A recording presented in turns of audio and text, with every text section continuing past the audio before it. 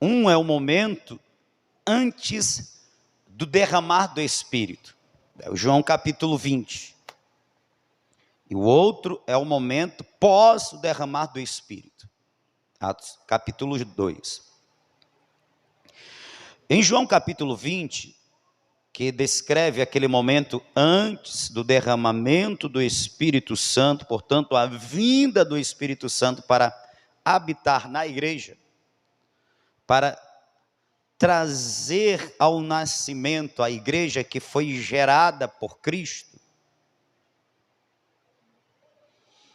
Nós encontramos Jesus falando a este povo, aos discípulos, por duas vezes, no versículo 19 e no versículo 21. Paz seja convosco. E aí nós podemos entender que se trata de duas situações. A primeira é a paz que eles precisam porque o coração está cheio de aflição e medo. Medo talvez seja pouco. Eles estão apavorados. Eles estão apavorados por quê? Porque o seu Senhor e Mestre foi crucificado e nada senão Deus impede do mesmo acontecer com eles.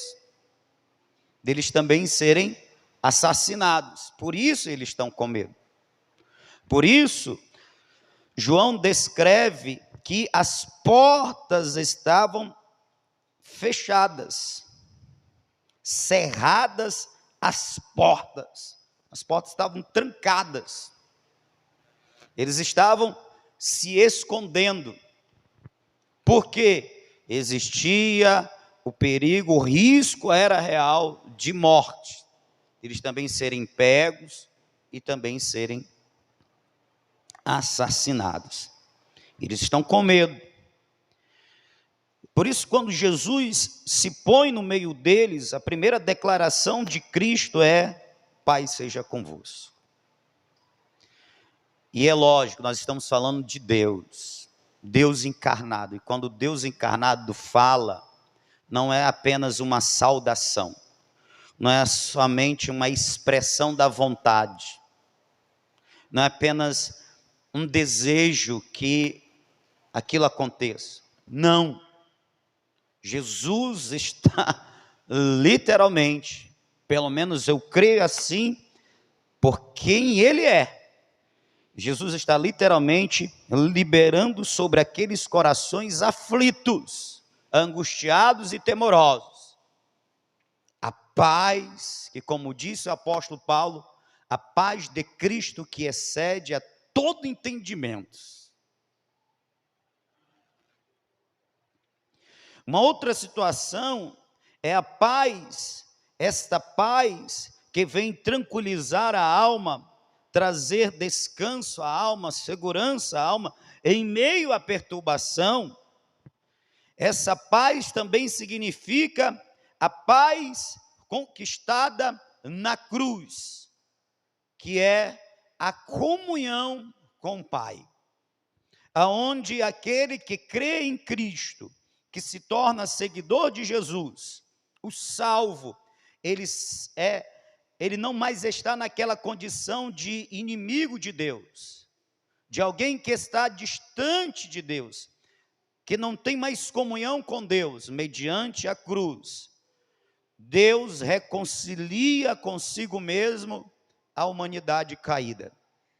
E essa reconciliação é: deixei de ser inimigo para ser amigo. Isso é ter paz com Deus. Então Jesus ministra sobre a vida dos seus discípulos a paz em momentos de tribulação, e a paz que é o resultado da reconciliação com Deus. Jesus está ministrando isso aos seus, portanto, não apenas aqueles daquela época, mas a todos, em todos os lugares e épocas, que se chegarem ao Pai por intermédio da cruz de Cristo. A paz seja com vocês. Tendo dito isto, mostrou-lhes as mãos, lado, e os discípulos se alegraram ao verem o Senhor. Versículo 21, disse-lhe Jesus, de novo, paz seja convosco. De novo, paz seja com vocês. E eu creio que aqui não é expressão apenas de um desejo, como a gente ministra aos outros, né? Paz de Cristo, a paz do Senhor, bom dia, boa tarde, não é apenas uma saudação. Porque Cristo, ele não é apenas aquele que conquistou a paz entre Deus e os homens.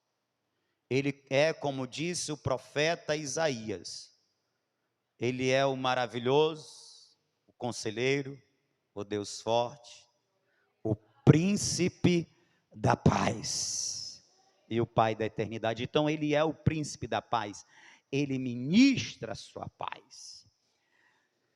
Muitas pessoas não conseguem entender, alguns crentes, que em momentos de angústia e tribulação, momentos difíceis na vida, não se desesperam. Por mais que sintam angústia, mas eles não ficam desesperados como aquele que não tem Cristo.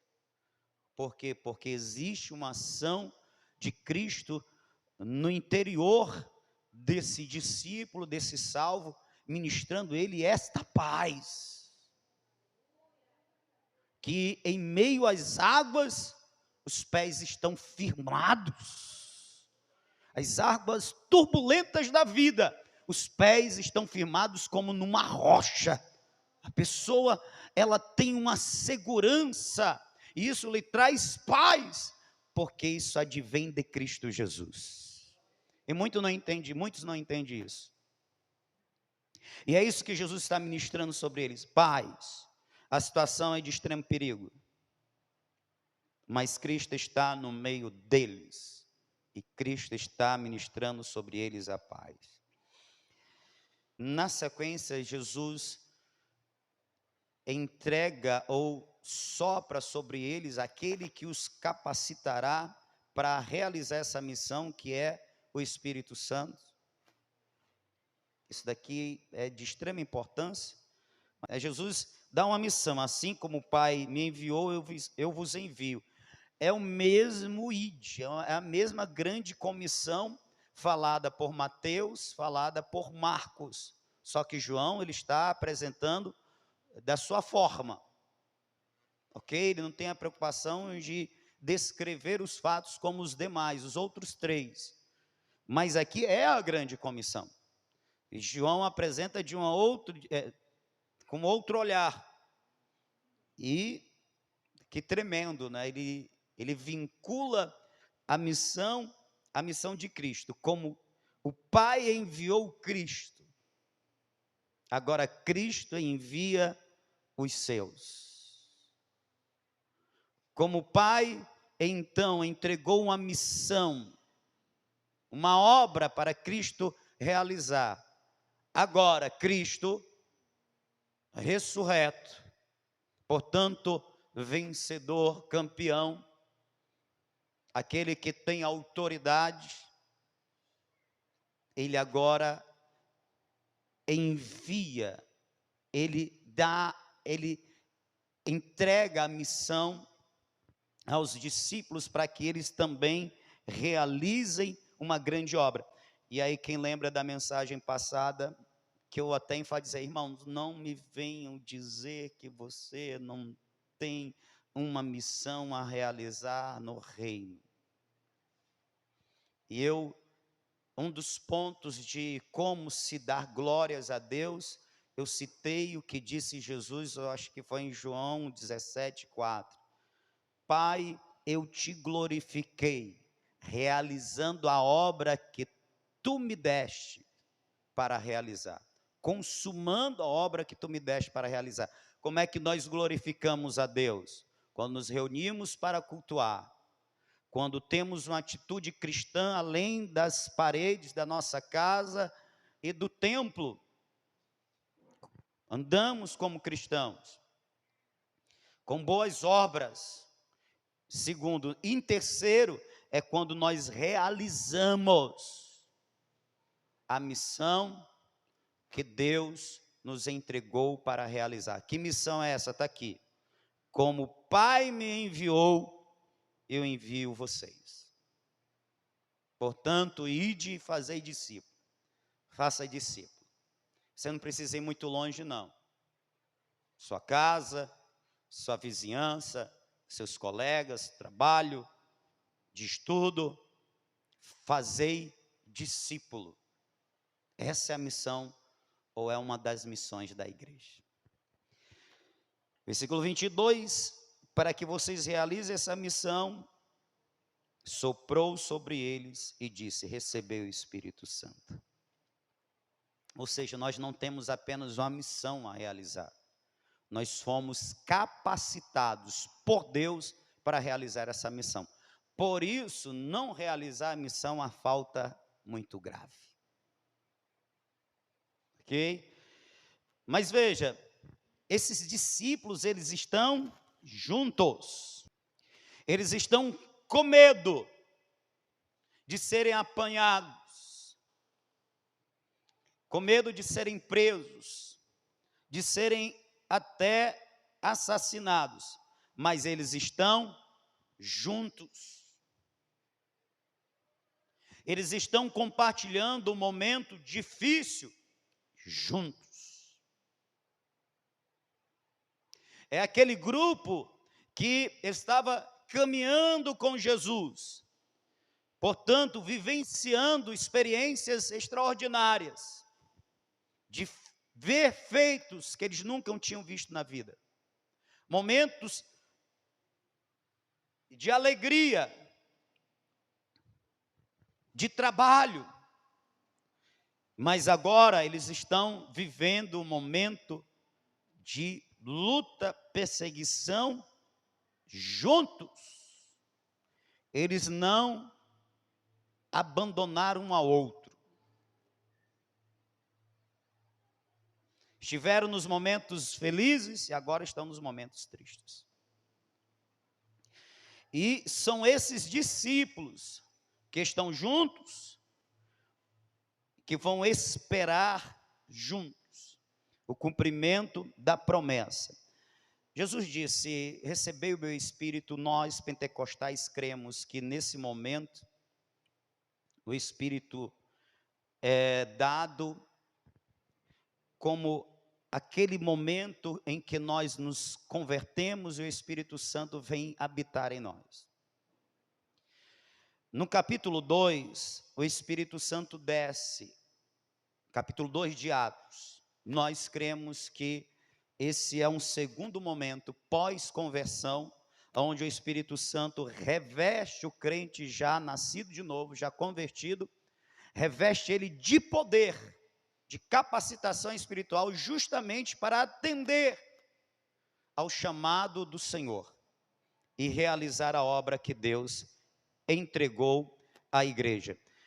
Pois bem, esses discípulos que estavam juntos no momento de medo, eles estão juntos agora, no momento de busca. Porque Jesus vem, aparece, conversa, tem um momento com eles, mas some. Depois vai aparecer num outro domingo, na outra semana. E Jesus aparece, tem essas aparições no espaço de 40 dias. Quando Jesus é assunto aos céus, eles ficam 10 dias de novo. A palavra aqui é juntos. Juntos o quê? Orando. Juntos buscando a Deus, buscando a promessa, buscando o derramar do Espírito Santo, como Jesus havia prometido antes de ser assunto aos céus, Atos 1, versículo 8. Mas recebereis poder ao descer sobre vós o Espírito Santo, e sereis minhas testemunhas, tanto em Jerusalém, como em toda a Judéia, Samaria, até os confins da terra. Versículo 14, todos estes perseveravam unanimemente em oração e súplicas com as mulheres e Maria, mãe de Jesus, e com os seus irmãos. Nesse momento aqui, a família de sangue de Jesus havia se convertido. Mas vejam, eles estão juntos agora em oração. Eles têm uma direção. Eles têm uma palavra de Deus. E eles estão buscando a Deus. Ninguém abandona o barco. Ninguém vai para outro lugar. A ordem é esperarmos buscando a resposta de Deus. Está todo mundo focado. Perseveravam unanimemente. Então não existia esse negócio. Rapaz, os dias estão passando, vamos orar por outra causa. Não, todos estavam firmados num só propósito. Vamos orar, pedindo que o Espírito de Deus seja derramado. E nós sejamos capacitados para fazermos o ID do Senhor. Unânimes. Não existia divisão. Não existia diversidade de pensamentos e de propósitos. Era um propósito e todos estavam fechados nesse propósito. Isso é o que nós também podemos chamar de unidade. Bem, o Espírito Santo é derramado, o apóstolo Pedro faz aquele sermão maravilhoso, 3.000 almas se convertem, cerca de 3.000 almas se convertem, e aí nós iniciamos o versículo 42 com a descrição: e perseveravam na doutrina dos apóstolos, na comunhão, no partir do pão e nas orações. E perseveravam na doutrina, na comunhão, no partir do pão e nas orações. Eu queria que você atentasse principalmente para essa palavra perseveravam. Perseveravam no quê?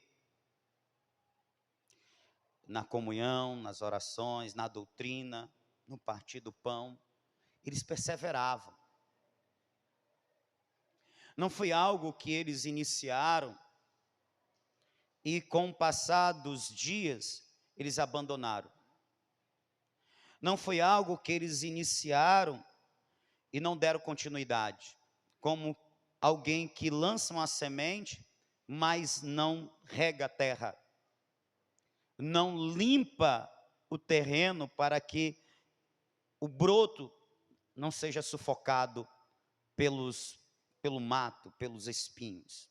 Não, eles perseveravam. Perseveravam nós temos um propósito, nós vamos buscar cumprir ele. Nós vamos perseverar. Entre outras coisas, eles perseveravam na comunhão.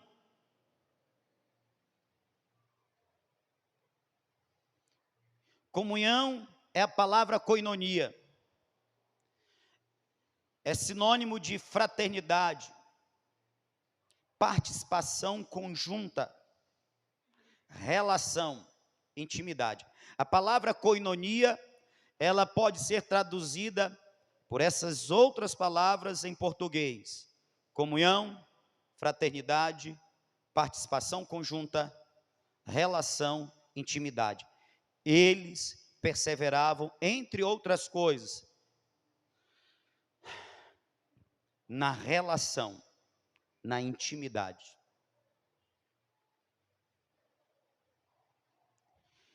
E isso, irmãos, não pode acontecer senão não estar juntos.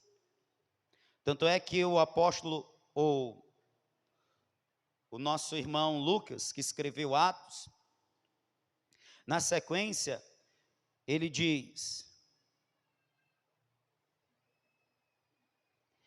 no versículo 44, todos os que criam estavam juntos e tinham tudo em comum. Todos os que criam estavam juntos. Eles estavam juntos lá na hora do medo. Eles estavam juntos na hora da oração. Agora eles estão juntos, vivendo a comunhão. a comunhão, ela não se fortalece se não for no estar juntos. Não tem outro jeito. Porque é participar de algo que é comum. Comunhão é o mesmo que uma relação. Intimidade, isso não acontece no distante, no não se conhecer. A comunhão, ela acontece nesse convívio, nesse ter um propósito ou vários propósitos em comum, em ter objetivos comuns, em trabalhar para alcançar esse propósito e objetivos, trabalhar junto. É assim que a comunhão acontece, é assim que ela se desenvolve, é assim que ela se fortalece. Quando se diz que eles perseveravam na comunhão, é porque eles estavam juntos e eles tinham propósitos comuns, e eles trabalhavam juntos para a realização desses propósitos. Existe uma virtude que ela só se desenvolve na comunhão. Portanto, na relação, no estar juntos, no ter um propósito em comum e trabalhar a fim de alcançar ou realizar esse propósito. É a virtude do amor fraternal.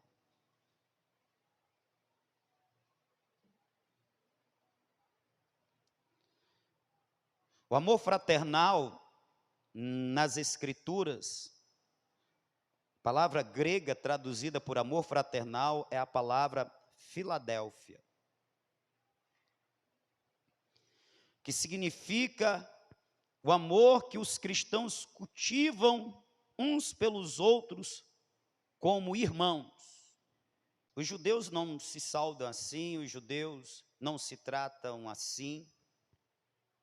Essa forma de tratamento, ela é característica do cristianismo. Porque é no cristianismo que as pessoas, por mais que sejam de etnias diferentes, famílias diferentes, lugares diferentes, mas elas foram unidas a partir da cruz e pelo sangue de Cristo. Nelas habita o mesmo Espírito. Essas pessoas estão unidas, aliançadas. O vínculo dessa aliança é o amor. E essas pessoas, o laço que une essas pessoas é mais forte do que o laço familiar. É o laço do amor, como eu disse, é o laço da fé,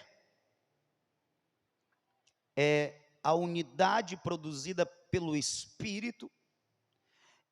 Por isso ela é até mais forte do que o vínculo familiar, porque é uma união espiritual, que é lógico, vai se expressar no físico, e nesse natural ela vai se fortalecer e vai se desenvolver. Uma das evidências que esse laço ele é até mais forte que o familiar é que nesse laço da irmandade cristã, esse vínculo ele não se finda com a morte, mas o familiar se finda. Se uma pessoa se converte e toda a parentela dela resiste ao evangelho e não se converte, na morte, esse vínculo se acaba. Porque um é o destino daquele que se aliançou a Cristo, e outro é o destino daquele que recusou a aliança de Cristo. Um é o céu, outro é o inferno. Um é a eternidade com Deus, outra é a eternidade sem Deus. Um é a eternidade com Deus que se torna Pai, e outra é a eternidade distante de Deus, que é juiz. Então, na morte se finda, mas o vínculo que o cristão tem com o outro, ele continua e até se fortalece na eternidade.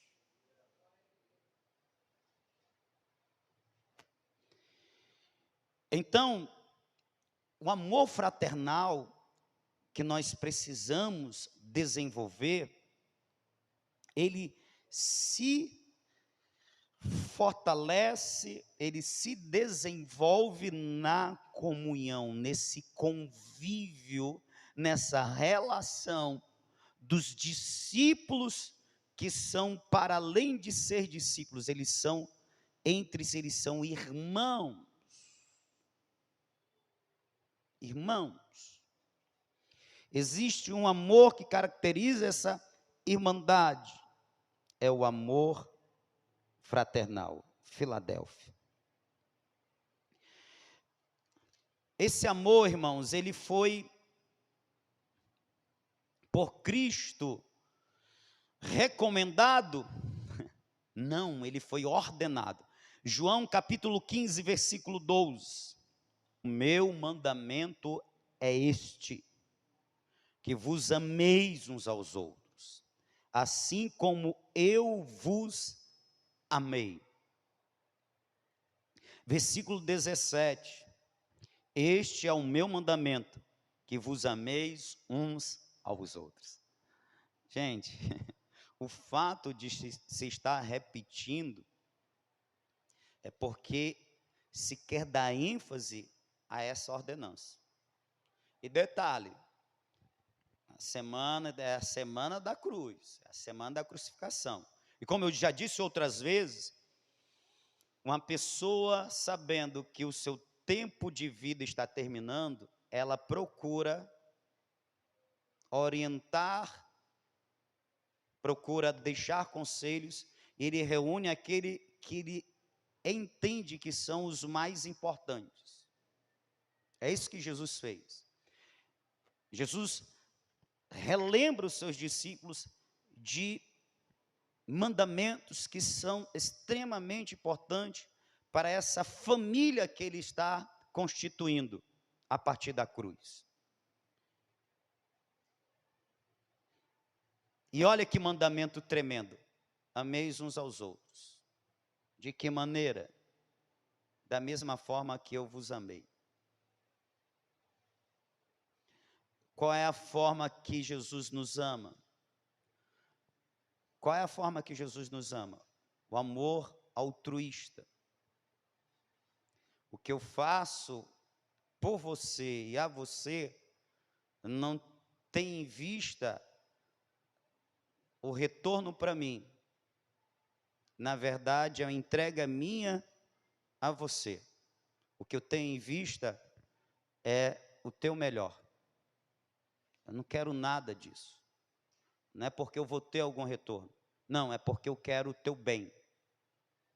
Eu quero ver você melhor. Eu faço por você. Eu me dou por você. É o amor da cruz. É dar a vida, se preciso, para que o amado, e no caso o amado aqui é o irmão, ele tenha vida. É me entregar, é me doar, para que o outro seja beneficiado. Isso é amor altruísta. E é isso que Jesus está dizendo. Como é que nós devemos amar o nosso irmão? Como eu amo vocês. Como amei vocês. Tanto é que no versículo 13 ele diz: não existe maior amor do que este, de alguém dar a própria vida por causa dos seus amigos. Era o que ele estava por fazer e é o que ele espera que nós estejamos dispostos a fazer. E sempre na história dos mártires, sempre quando a igreja está passando por perseguição, com autorização do Estado, ou o próprio Estado está exercendo essa perseguição, uma das coisas que acontece é que quando um crente, um salvo, ele é preso, ele não é apenas lançado na prisão, ele é torturado para delatar os outros cristãos. Sempre que você lê as histórias dos mártires, você vai perceber isso. A intenção não é matar um, a intenção é pegar todos e fazer uma limpeza, um extermínio. Então, aquele que é pego, ele é torturado, e de várias formas. A história está aí para contar os vários tipos de tortura. Torturado com a intenção de se extrair. Quem são os outros cristãos? Quantos são? Quem são? Onde moram?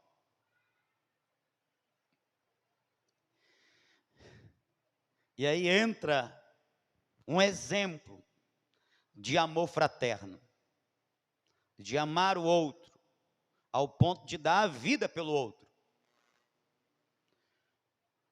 Muitas histórias.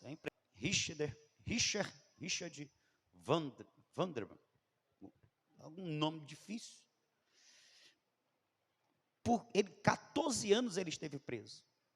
Praticamente todos os dias ele era torturado. Fome, sede, espancamento, para que ele entregasse os outros. E ele não entregava. E ele conta testemunhos de outros irmãos que morreram nas torturas, mas não entregaram os crentes que estavam livres. Dar amor, ou dar a vida para que o seu irmão possa viver. Nós não passamos por perseguição, mas até onde vai o nosso amor pelo nosso próximo, pelo nosso irmão? O quanto nós estamos dispostos a nos doar, a compartilhar, a tirar de nós para ver o bem do nosso irmão, na prática do amor fraternal. O quanto nós estamos dispostos manifesta a intensidade do nosso amor, a ausência ou a existência dele. Fato é, nós precisamos entender que este é um mandamento que o Senhor Jesus deu à sua igreja. Amem uns aos outros como eu amei vocês, ao ponto de dar a minha vida a vocês. Capítulo 13, por favor, da sua Bíblia, de João, versículo de número 35. Está escrito: nisto conhecerão todos que sois meus discípulos, se vos amardes uns aos outros. Esse amor aqui, que nós amamos o nosso irmão em Cristo, é o amor fraternal. Nisto conhecerão que são os meus discípulos. Nós damos um testemunho negativo, horrendo, do nosso Senhor Jesus, quando nós deixamos transparecer, principalmente para os descrentes, que nós temos algum problema com o outro irmão, seja da igreja ou de outra igreja.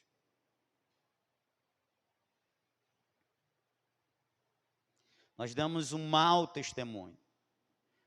E é lógico, Deus vai cobrar isso. Porque uma das características dos discípulos e um dos testemunhos que os discípulos dão que são de Cristo, que verdadeiramente pertencem a Cristo, é o fato desses discípulos se amarem. Quem ama quer ver o bem, sim ou não? E segundo Jesus, está disposto até a se sacrificar para isso. Quem ama e quer ver o bem, anda falando mal? Anda falando mal do irmão?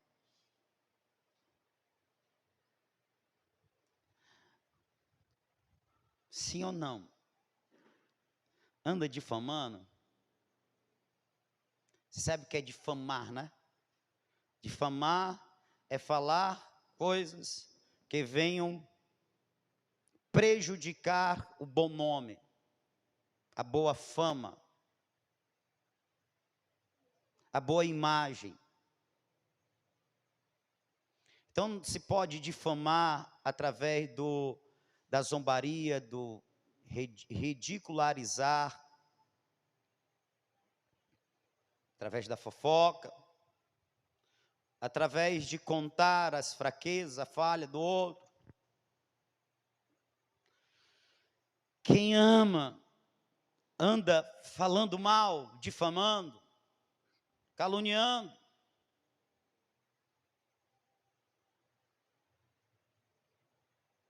Mas isso acontece muito no povo de Deus, não é? Acontece. A língua é esse órgão pequeno que leva todo o corpo para o inferno, como disse o apóstolo Tiago.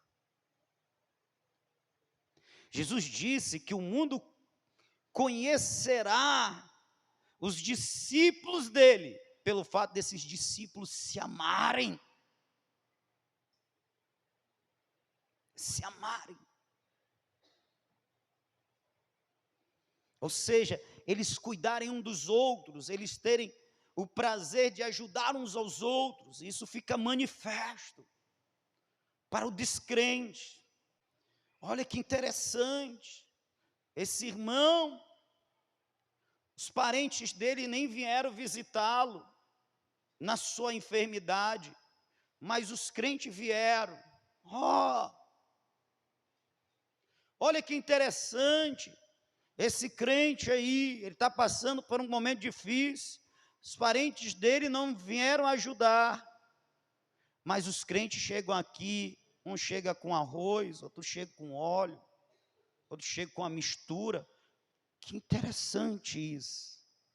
O mundo conhecerá que vocês são meus discípulos, se vocês se amarem uns aos outros.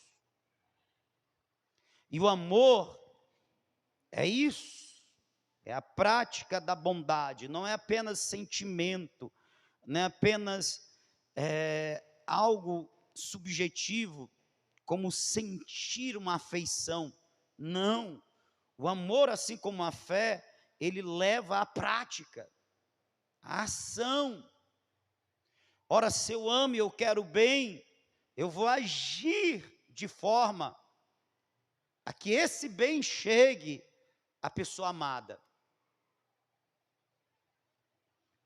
Nós devemos ter esse cuidado, irmãos, porque ao invés de a gente estar dando bom testemunho do amor, manifestando o amor,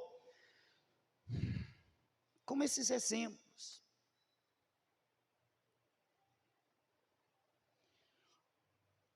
Você já parou para meditar quantas vezes você visitou um crente dessa igreja quando ele estava passando por um momento difícil?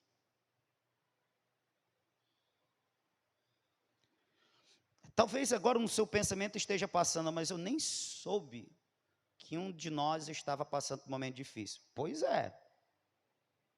Significa dizer que você está tão, vou inventar uma palavra, impresente na vida do teu irmão, que você não sabe, e por isso você também não se importa com o que ele está vivendo.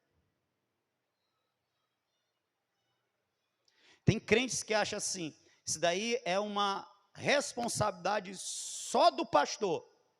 Isso é uma responsabilidade do pastor e do crente, porque o amor se manifesta na prática.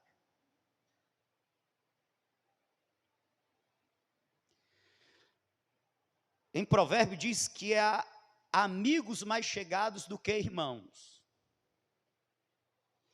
E quem são esses amigos mais chegados como irmão? Do que irmãos? Porque tem parentes, inclusive irmão de sangue, que o seu irmão está passando por uma necessidade, está passando por um momento difícil, mas ele não se importa, ele tem a vida dele, tem a família dele, não está nem aí.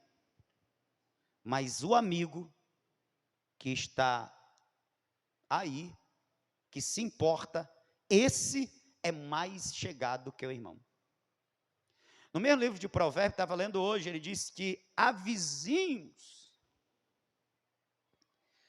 eu estou esquecendo o termo, mas a ideia é que há vizinhos que são mais valiosos do que irmãos. É a mesma ideia, porque há parentes que são de sangue, mas não são de coração. O crente, ele pode até ser esquecido pelo governo, pelos parentes, mas não pela igreja, não pelo irmão. Agora, quando fala a igreja, não é assim, o pastor tem que saber disso tudo, o pastor tem que resolver isso tudo. Não só o pastor.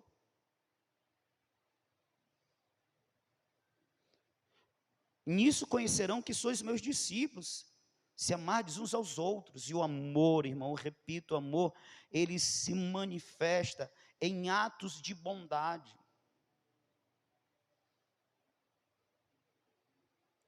Quantos irmãos aqui teve doente? E quantos de vocês foram visitar esses doentes? É o amor na prática.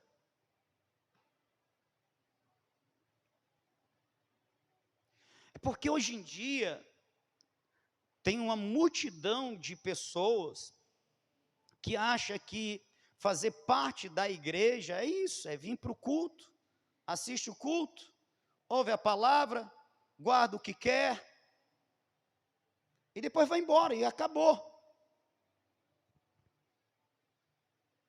Mas isso não é fazer parte da igreja de Cristo, de maneira nenhuma. Fazer parte da igreja de Cristo é você se liga a ela pela fé, quando se entrega a Jesus como Senhor, recebe Jesus como Senhor da sua vida, e você se une a essa igreja pelo o vínculo produzido pelo Espírito Santo, e você vai participar dela, manifestando o amor. O amor, ele se manifesta na prática como essa, ou como essas. É visitar o enfermo, é visitar e ajudar o necessitado. E Paulo disse algo que me chama muito atenção, que eu estou sempre colocando isso em prática: de preferência os da fé. Aí tem pessoas que querem fazer ações sociais, eu quero cuidar das crianças, eu quero cuidar dos idosos, eu quero cuidar do mundo. Mas na igreja, tem crente doente, enfermo, ele não vai visitar. Tem irmão dele na fé com fome, ele não disponibiliza um tempinho e 1 quilinho de arroz para levar. Isso não é fazer parte da igreja. Isso é frequentar uma igreja. Tem muita gente que está se enganando, está frequentando igrejas, mas não estão fazendo parte dela. O amor fraternal, primeiro, é um mandamento do Senhor. Segundo, a prática do amor fraternal manifesta ao mundo, ou dá testemunho ao mundo, dos verdadeiros discípulos do Senhor Jesus Cristo. O apóstolo Paulo aos Romanos, escrevendo no capítulo de número 14, 15, nós temos mais um ensino sobre o amor. Amor fraterno. Se por causa de comida o teu irmão se entristece, já não andais segundo o amor fraternal. Por causa da tua comida, não façais perecer aquele a favor de quem Cristo morreu. Não seja, pois, vituperado o vosso bem, porque o reino de Deus não é comida nem bebida, mas justiça e paz e alegria no Espírito Santo. Se por causa de comida teu irmão se entristece, já não andais segundo o amor fraternal. Isso vem na continuidade de um pensamento que o apóstolo Paulo está desenvolvendo. Ele está ensinando os irmãos a se absterem, abrirem mão de algumas coisas, que nem pecados são, com o propósito de não escandalizar, de não ferir a consciência daquele irmão que ainda não está no nível de fé e de maturidade cristã como a do outro. Então Paulo ele vem desenvolvendo esse raciocínio, esse pensamento, e ele diz: ora, irmão, se você insiste, ele usa o exemplo da comida, mas a gente pode estender para todos os exemplos. Se você insiste numa prática que você sabe que escandaliza teu irmão, você não está vivendo o amor fraterno. Então, se eu sei que o meu irmão se escandaliza com determinada ação, que não é pecado, mas no nível de fé dele, ele vai se escandalizar, então, pelo menos com ele, eu não vou fazer. Quando eu me nego a algo que não é pecado, por causa do outro, isso é amor fraternal. Porque lembra, amor fraternal é desejar o bem, fazer algo que fazer de forma que esse bem alcance, chegue ao amado. Evitar algumas coisas que não são pecado, para que o meu irmão não se escandalize. Isso é amor na prática. Pessoas têm dificuldade de evitar o pecado. Avalie o que não é, por causa do outro. Vou dar um exemplo. A sensualidade. Sensualidade. Brasil, país sensual. Brasil, mulheres muito formosas, sensuais. Roupa no país tropical, sensual. Principalmente no Brasil. Sensual. Aí a irmã se converte.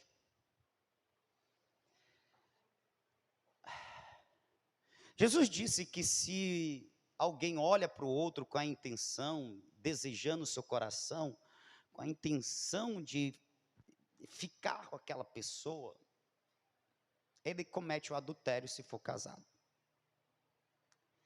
Ele peca. Portanto, se o irmão crente, ele olha para a irmã que se veste sensualmente, ele sente alguma atração por ela, ele comete pecado. Como é que a irmã ajudaria o irmão? Não se vestindo sensual. Aqui, irmãos, nós estamos diante de um texto que Paulo fala de algo que não é pecado. Não é pecado você comer determinadas comidas, mas por causa do teu irmão, deixa de comer. Se você insistir em comer na presença dele, você não está amando.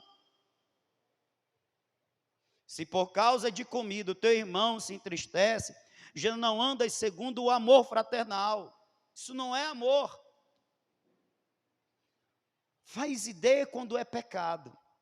E ele diz ainda nesse texto: portanto, quer comais, quer bebais, quer façais qualquer outra coisa, fazei tudo para a glória de Deus. Deus é glorificado na vida daquele que se abstém de algumas coisas para que o outro não peque. O amor fraternal ainda, eu queria que você abrisse em Hebreus capítulo de número 13. Hebreus capítulo 13. Permaneça o amor fraternal. Seja constante o amor fraternal. Qual é a ideia de constância, irmão? algo que seja contínuo, que permaneça, ok? As coisas, para serem constantes, elas precisam de que alguém insista com ela, invista nela, para que este púlpito esteja constantemente limpo. Tem que ter alguém limpando, sim ou não? A ideia do constante é isso. Tem que haver um esforço para se manter algo.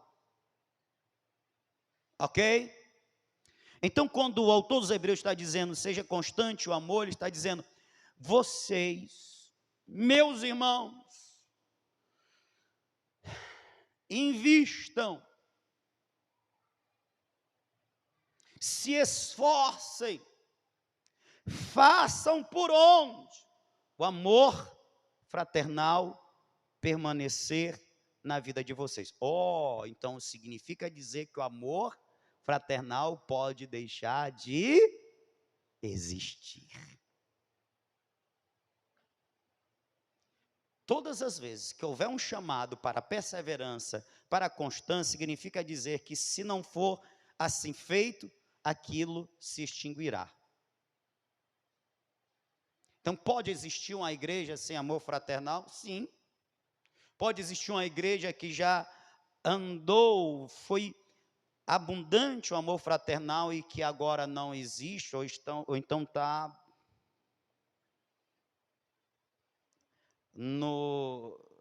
na reserva? Sim, por isso há necessidade de ser constante o amor fraternal. E olha que interessante, versículo 2, não vos esqueçais da hospitalidade, pois por ela alguns, sem o saber, hospedaram anjos. 3, lembrai-vos dos presos como se estivessem presos com eles, e dos maltratados como sendo vós maltratados também no corpo. O que quer dizer o versículo 2 e o 3? Amor fraternal na prática. Hospitalidade. Mas nas escrituras era mais ou menos assim, os irmãos, tinha casais, tinha famílias que doavam a sua casa no sentido de que eu continuo morando nela, mas aqui se reúne a igreja. E aí aquela família, ela preparava o lugar, então tinha todo um trabalho, limpeza, adorno, para receber os irmãos, para ali ser realizado o culto, hospitalidade. Os apóstolos, os evangelistas eram itinerantes, por assim dizer, eles passavam tempos num lugar, tempos no outro, para implantar a igreja, 1 ano, 2. Quando eles chegavam num lugar, que ali tinha uma igreja, ou quando não tinha, exemplo de Paulo, ele ganha Lídia, o que ela faz? Ela implora, ela insiste com ele, para que ele vá para a sua casa. Ela hospeda ele na sua casa. Hospitalidade. Fazendo assim, como diz o autor dos Hebreus, homens como Ló hospedou em sua casa anjos.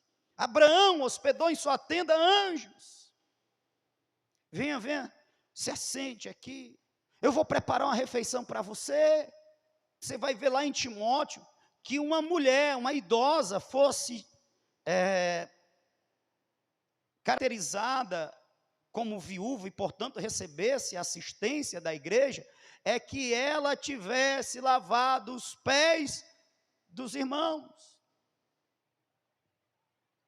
Ato de hospitalidade, porque naquela época era o costume, alguém chegava, algum visitante, ser hospitaleiro era isso, era tratar bem. Espera aí, eu vou trazer aqui uma bacia com água para lavar os seus pés. É verdade, irmão. Tem irmão que está passando por necessidade, você vai visitar a casa do irmão, leva o café. Se for na hora do almoço, leva a mistura, leva o arroz, faz lá. Isso é amor fraternal na prática. Agora, se o irmão não está passando necessidade, mas você quer conhecer, se relacionar, porque a comunhão e o amor fraternal se desenvolve no estar junto. Você vai visitar o irmão, aleluia. Ô irmão, você recebe uma visita, que você tiver de melhor na sua casa, ofereça, faça isso de bom grado. Isso é hospitalidade na prática, é tratar bem quem nos visita, é acolher uma pessoa que está precisando de uma dormida, de uma moradia. Isso é hospitalidade, irmão, é bíblico. Eu já compartilhei minha casa, ainda por terminar na época, com acho que 2, 3, 4 famílias, 3 ou 4 famílias, em períodos diferentes, é verdade, mas compartilhei. E o que eu comia, eles comiam. Até que eles conseguiram comprar um barracozinho e morar. Hospitalidade na prática. Porque eu lia a palavra e eu colocava ela em prática. Eu sempre tive isso. Você precisa ler e transformar essa verdade em princípios na sua vida. É verdade, um mau caráter pode ser hospedado, mas também homens e mulheres de Deus que vão ser bênção na tua vida podem ser acolhidos por você. Porque um homem de Deus, a mulher de Deus, quando é hospedado numa casa, ele não é despesa, ele é bênção, irmão. Nós temos que entender isso. Quando nós praticamos a hospitalidade de um homem ou uma mulher de Deus, eles não são despesa, eles são bênção. Bênção para a nossa vida.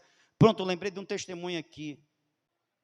Eram 2 varões que comiam bem.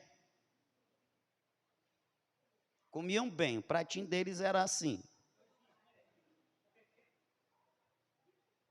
Foi um mês que a minha... Irmão, isso daqui eu estou contando para a glória de Deus. Foi um milagre. Foi um mês que as minhas contas foram mais baixas do que todos os meses anteriores àquele. Uma viúva hospedou, sabe quem? O Elias.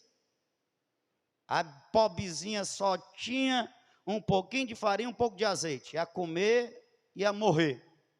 3 anos e meio. Ela comeu com fartura, ela, o filho dela e o profeta, porque ela hospedou em sua casa um homem de Deus. E hospedar homem de Deus e mulher de Deus não é despesa, é bênção. Nós temos que entender as coisas espirituais e viver, irmãos. O amor fraternal se manifesta nessas práticas. Hospitalidade, visita aos necessitados, aos encarcerados.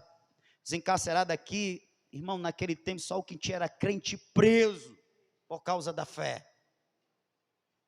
Não é uma opção, é um mandamento, que vos ameis uns aos outros.